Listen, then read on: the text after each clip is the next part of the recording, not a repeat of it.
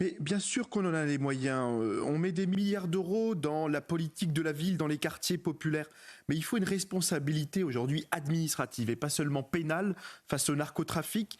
Écoutez, Marine Sabourin, comment aujourd'hui peut-on expliquer d'attribuer encore des logements sociaux, de garder dans le parc locatif social des familles de délinquants, des familles de dealers, alors qu'il y a tant de Français qui attendent aujourd'hui un logement social, tant de Français inscrits sur la liste des demandeurs de logements sociaux, pendant que l'État continue de garder dans le parc locatif social des narcotrafiquants, des complices du narcotrafic, des complices de la drogue, de la misère, de la mort. Voilà, donc c'est aussi une question de moyens.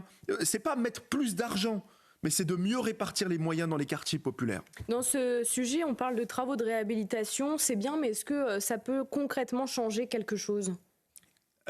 C'est un autre sujet. Je crois qu'en réalité, la question de la réhabilitation de ces quartiers, elle dépend essentiellement des bailleurs sociaux. Vous savez pourquoi on met autant de milliards d'euros dans la politique de la ville ? Souvent, d'ailleurs, on vote des budgets pour détruire des tours qu'on a à peine construites il y a 30 ans. C'est parce que les bailleurs sociaux ne jouent pas leur rôle dans les quartiers populaires. Pas seulement leur rôle de location, mais leur rôle de cohésion, leur rôle de sécurisation des lieux, des espaces.